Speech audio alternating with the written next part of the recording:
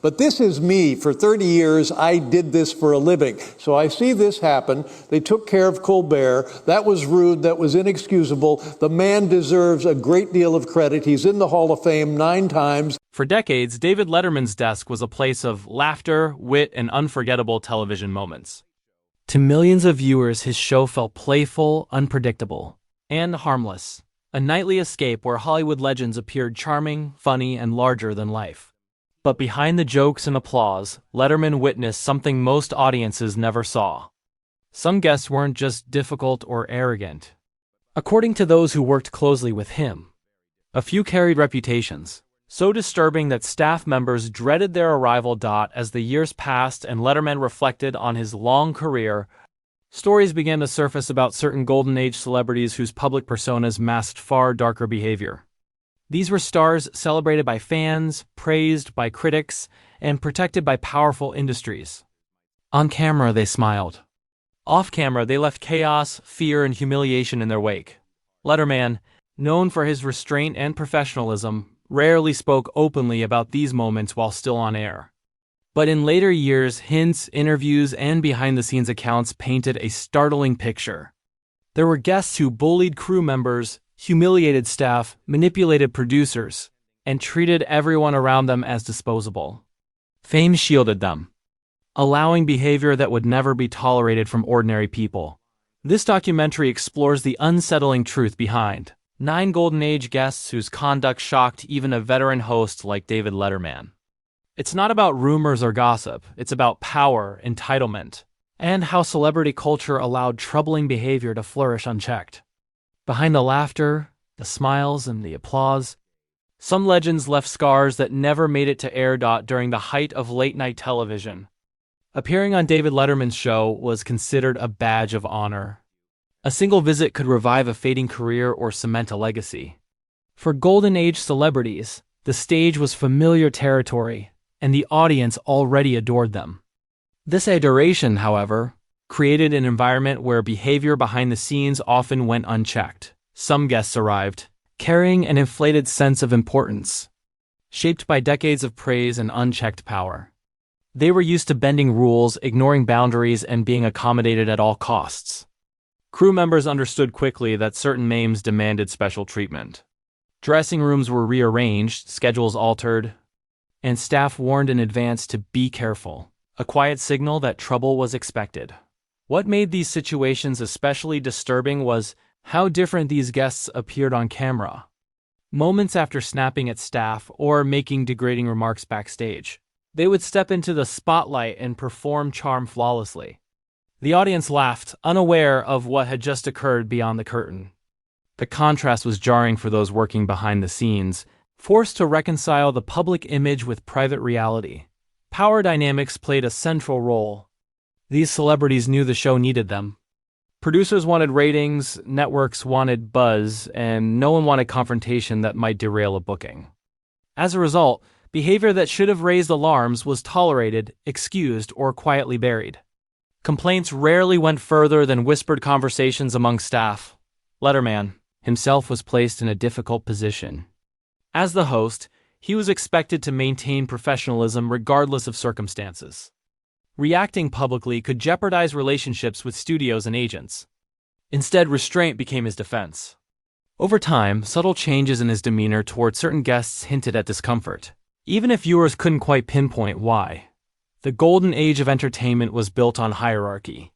Legends sat at the top, protected by reputation and nostalgia. Crew members, many young and early in their careers, had little leverage. Speaking out risked unemployment or being labeled difficult. Silence became survival. Patterns emerged. Some guests routinely belittled staff, ignored boundaries, or demanded control beyond reason. Others used intimidation, exploiting the imbalance of power to dominate everyone around them. These actions were rarely dramatic enough to become scandals, but persistent enough to leave lasting impressions on those involved. Over time, stories accumulated quietly. Crew members remembered names, shared warnings, and braced themselves whenever certain bookings appeared on the schedule. The behavior wasn't always explosive. Sometimes it was subtle, calculated, and deeply unsettling. The damage came not from a single incident, But from repetition, what makes these revelations unsettling today is how normalized such behavior once was. Fame operated as armor, deflecting accountability. The laughter heard on television masked tension behind the scenes, creating a false sense of harmony. This environment allowed troubling conduct to flourish without consequence. For David Letterman and his team, it meant navigating a minefield of egos while delivering entertainment night after night. The smiles were real, the jokes landed, but the cost was borne quietly by those out of view. As stories from behind the scenes slowly surfaced, a troubling pattern became impossible to ignore. Some Golden Age guests did not simply act difficult. They created environments charged with fear, humiliation, and emotional exhaustion. Staff members learned quickly that when certain celebrities were booked, the atmosphere would shift. Smiles tightened, voices lowered, and everyone prepared for damage control. These guests often treated crew members as invisible or disposable. Simple requests turned into confrontations. Mistakes, even minor ones, were met with harsh criticism or ridicule. For young staffers eager to build careers in television, these encounters were deeply unsettling. They were expected to absorb the behavior without reaction, maintaining professionalism no matter how demeaning the interaction became. What made the situation more painful was the lack of recourse. Complaints rarely traveled far. Power structures protected the guests, not the workers. The unspoken rule was clear: ratings came first. A celebrity's status outweighed a staff member's dignity. Many learned to endure quietly, sharing their experiences only with trusted colleagues long after the cameras stopped rolling. Some guests used intimidation as a tool. Raised voices, abrupt walkouts, and unreasonable demands created chaos that production teams scrambled to contain. Others relied on quieter cruelty, sarcasm, dismissive gestures, or subtle threats masked as humor. These behaviors were harder to document, easier to dismiss, and just as damaging. David Letterman's role during these moments was complicated. As the face of the show, he had to maintain neutrality while protecting his team as best he could. Those who worked closely with him later recalled subtle interventions, adjustments to schedules, limited interaction, or shortened appearances. Quiet strategies designed to minimize harm without provoking conflict.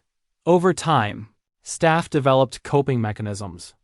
They shared warnings, rotated assignments, and mentally prepared for difficult days. Humor became a shield. Detachment became survival. The show moved forward, but the emotional toll accumulated quietly. The cruelty was rarely visible to audiences. On screen, these guests appeared charming, witty, even warm. The applause drowned out the tension, reinforcing the illusion that everything was fine. Viewers celebrated moments that, behind the scenes, were preceded or followed by distress. Looking back, former staff members describe a culture that normalized unacceptable behavior. It wasn't that anyone approved of it. It was that challenging it felt impossible. Fame created a barrier that insulated these guests from accountability, allowing patterns of cruelty to repeat unchecked. These revelations challenged the nostalgia often associated with Golden Age television. The era produced unforgettable entertainment, but it also tolerated conduct that would spark outrage today. The cost was paid quietly by those whose names never appeared in credits, whose voices were never heard by the audience. The stories emerging now are not about revenge or exposure. They are about acknowledgement, about recognizing that laughter sometimes came at someone else's expense, and about understanding how power, when left unchecked, can turn admiration into entitlement. What made these revelations especially disturbing was the contrast between who these guests appeared to be and who they allegedly were when the cameras stopped rolling. On television, they delivered warmth, humor, and charisma with effortless ease. Audiences adored them. Critics praised them. Yet behind closed doors, the stories told by staff painted a far more complicated and often darker picture. This duality wasn't accidental. Many Golden Age figures understood the power of image better than anyone. They knew exactly when to smile, when to flatter, and when to perform humility. The talk show couch became a stage where reputation was carefully maintained. Once the performance ended, so did the restraint. Former employees describe how some guests treated kindness as a currency rather than a value. Politeness was extended only when useful. The moment a camera angle shifted or an assistant hesitated, the mood changed. Respect evaporated. What remained was a sense of entitlement built over decades of praise and unchecked privilege. This behavior was often dismissed as eccentricity or genius. Temperament. Industry insiders learned to excuse cruelty by reframing it as passion or artistic intensity. The myth of the difficult star became romanticized, allowing repeated mistreatment to blend into the background noise of production life. David Letterman later acknowledged how difficult it was to reconcile the public's love for certain guests with what he witnessed privately. The show depended on star power, but it also relied on a crew that deserved safety and respect. Balancing those realities meant making compromises that, in hindsight, left lasting scars. Some staff members admitted they struggled with guilt. They laughed at jokes they knew were cruel. They enabled behavior they felt powerless to stop. Survival often meant compliance. Careers were fragile, and speaking out felt like professional self-destruction. The psychological toll lingered long after the applause faded. Several former employees described how encounters with these guests shaped their understanding of power. Trust became harder. Optimism faded. For some, the experience changed how they viewed fame itself, not as an achievement, but as a shield that protected bad behavior. What's striking is how consistent these accounts are across different eras and roles. Assistants, writers, stagehands, and producers tell variations of the same story. The details differ, but the pattern remains. Unchecked admiration breeds entitlement, and entitlement often leads to cruelty. Today, audiences are re-evaluating these figures through a modern lens. Actions once ignored or excused now raise uncomfortable questions. Should legacy outweigh behavior? Can admiration coexist with accountability? These conversations are reshaping how we remember television history. This shift isn't about erasing the past. It's about understanding it more honestly. Golden Age television delivered iconic moments, but it also operated within a culture that prioritized performance over people. The damage done wasn't always visible, but it was real. The myth of untouchable stardom is slowly crumbling. Stories once whispered are now being shared openly, not to shock, but to contextualize. They remind us that talent does not grant immunity, and charm does not equal character. As the industry evolves, these reflections serve as cautionary lessons. Fame magnifies who someone already is. And when admiration becomes absolute, it creates space for harm to hide in plain sight. As time passed, the silence surrounding these figures became harder to justify. What once felt like isolated incidents now appeared as part of a larger pattern, one shaped by power, protection, and fear. The entertainment world that celebrated these golden age guests had also helped insulate them from consequences, often without realizing the long-term cost. David Letterman has since reflected on how normalized this behavior became. In that era, discomfort was quietly absorbed rather than confronted. The priority was keeping the show running smoothly, preserving ratings, and protecting reputations. Speaking up wasn't encouraged, it was risky. The unspoken rule was simple: endure, move on, don't make noise. This culture didn't just protect the famous. It trained everyone else to look away. Crew members learned to downplay their instincts. If something felt wrong, it was easier to blame yourself than challenge someone admired by millions. Over time, this silence hardened into habit. What's unsettling is how effective that system was. Many of these guests left behind legacies untouched for decades. Their work was replayed, celebrated, and honored, while the people who absorbed the emotional damage faded into anonymity. The imbalance between fame and accountability remained stark. But cultural values change. Stories once dismissed are now being re-examined. Audiences are asking different questions, not just were they talented, but how did they treat others?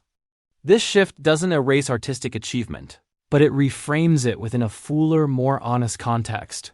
Letterman has acknowledged that hindsight brings clarity and regret. Not regret for inviting guests, but for the moments when discomfort was brushed aside rather than addressed. He has spoken about the importance of listening now, even if the opportunity to act then has passed. For many former staff members, being heard matters more than public apologies. Validation doesn't undo the past, but it restores dignity. It confirms that what they experienced wasn't imaginary, exaggerated, or deserved. It was real. And it mattered. The legacy of these Golden Age figures is now more complex than the polished images preserved on screen. Admiration and criticism coexist. Nostalgia is tempered by accountability. This isn't about rewriting history, it's about telling it more completely. The entertainment industry has begun acknowledging that silence is not neutrality. Ignoring harmful behavior doesn't keep peace. It preserves harm. The cost is paid quietly by those without power, long after the applause fades. These stories also serve as warnings. Fame amplifies behavior, good or bad. When admiration becomes unconditional, it creates blind spots where misconduct can thrive. Systems that protect talent at all costs eventually damage everyone involved. David, Letterman's reflections are less about blame and more about responsibility. They challenge future generations of creators to ask harder questions and set firmer boundaries. Success doesn't require cruelty, and charisma should never excuse harm. Looking back, the real tragedy isn't just what happened, it's how long it took to acknowledge it. But recognition, even delayed, still holds value. It opens the door to honesty, accountability, and change. In the end, these revelations don't diminish television history, they deepen it. They remind us that behind every performance are real people, and behind every legacy is a truth that deserves to be told fully, not selectively.